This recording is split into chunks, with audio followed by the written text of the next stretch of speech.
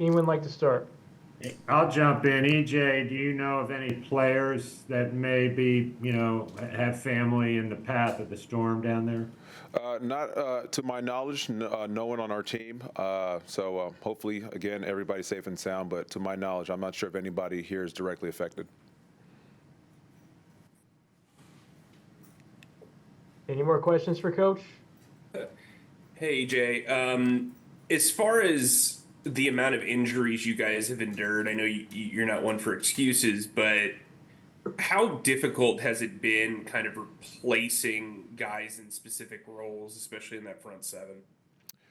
Yeah, it's always a challenge, and when you have new guys in there, and the way you always try to build it is that like you start off in off season and you accumulate reps, and those experiences make guys better.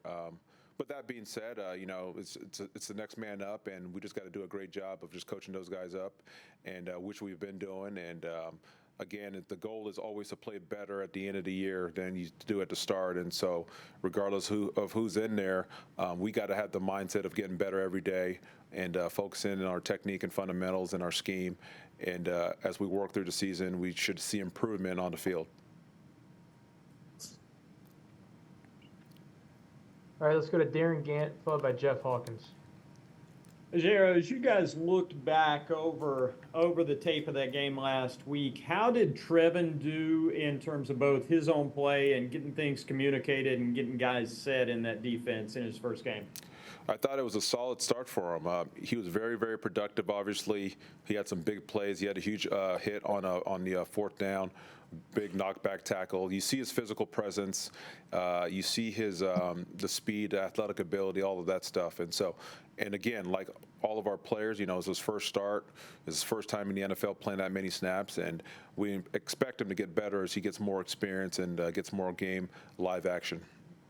What are the specific areas you're looking for out of him, or what are the things you've maybe talked to him about already? Yeah, it's all of it. It's just seeing some of these schemes for the first time in especially in a full speed setting.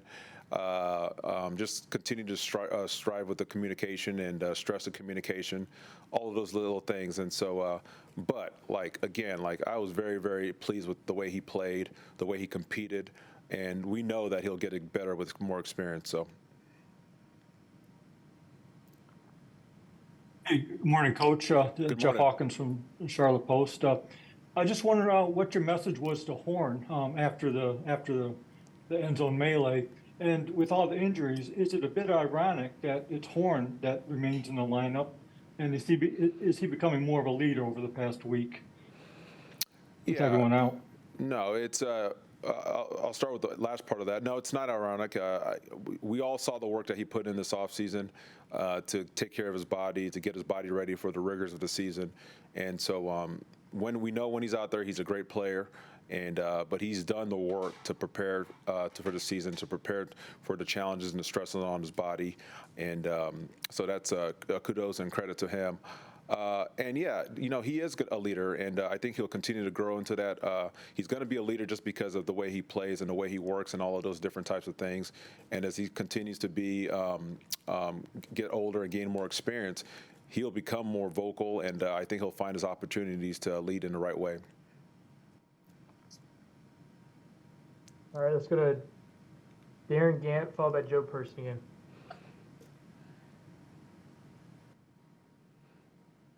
Let's see. I just forgotten to take my hand down, but as you talk about replacing some of those snaps up front, having a guy like Deshaun who knows your system so well, I mean, that's got to be a benefit when you're working through so many other unknowns right now. Yeah, no question. And, our experience together in Denver with him 2 years ago, him obviously being here last year, and he's a coach on the field. I mean, that's one of his superpowers. He's smart. He knows the system. He knows the adjustments. He knows how offenses are attacking.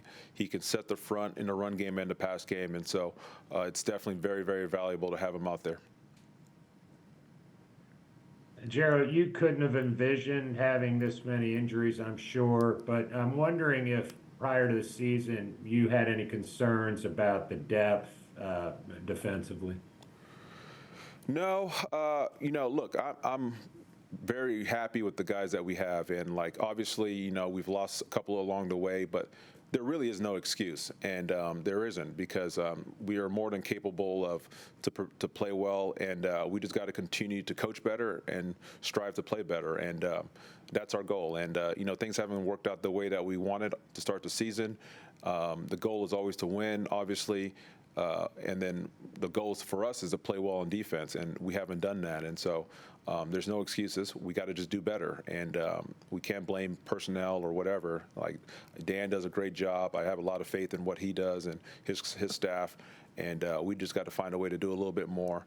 But I'm very optimistic about what we can do, and I know that these guys are out here working. They're giving their all in the weight room, in the classroom, taking care of their bodies. There's a lot of effort that's going on behind the scenes, and so I just believe that at some point that we're going to start seeing the fruits of that labor.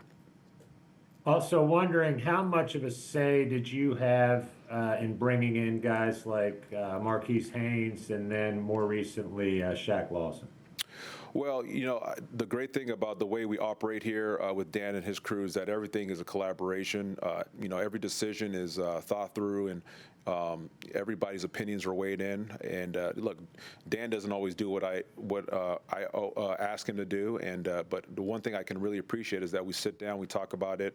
Dan, Dave, myself, the position coaches. There's always great discussions about roster decisions, and then obviously that's Dan's job to make the final call.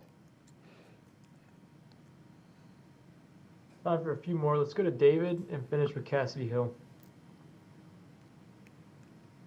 Hey, Coach. I wanted to ask you, Kirk Cousins obviously coming off a huge game. What concerns you most about this Atlanta offense? Well, the one thing that strikes my brain when I first watch these guys is just execution. These guys, they executed a high level in the run game and the pass game, and Raheem Morris is a mentor of mine, somebody that I respect as much as anybody in this profession, a great coach. And Zach Robinson, I was with him in L.A., and so I know these guys very well and just know the type of people they are, the type of coaches they are, how they're going to have their teams ready to play. And so no surprise what we're seeing on film in terms of what this offense is doing. But they executed at a high level. The quarterback, obviously, Kirk has got a lot of experience. He's got a lot of production over his career. He plays as the position as well as anybody in this league. And so we all know that. We all understand that. And it's going to be a great challenge for us on Sunday. Pressure obviously would be key with Cousins. Are you expecting to have Clowney? What's his kind of status? He hurt the shoulder on Sunday. I'm sorry, you kind of cut out there. Say that one more time. I know pressure is going to be key on Sunday, but Clowney hurt his shoulder this past Sunday. He wasn't out there yesterday, but that's kind of a normal thing for Wednesdays. Right. Kind of where do you see him being available? I'm not sure about his status. That's up to, obviously, hopefully the medical stuff works out as we work down the week. And but yeah, I have no comment on that. Thank you. Hey, EJ, how's it going? Good. How you doing, Cassidy? Good. This past game was the first time this season that Kyle Pitts has had more than 3 catches.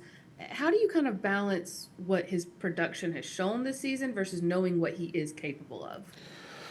Well, he's very, very capable. He's very talented, very athletic. He can run. He could catch, all of those different types of things.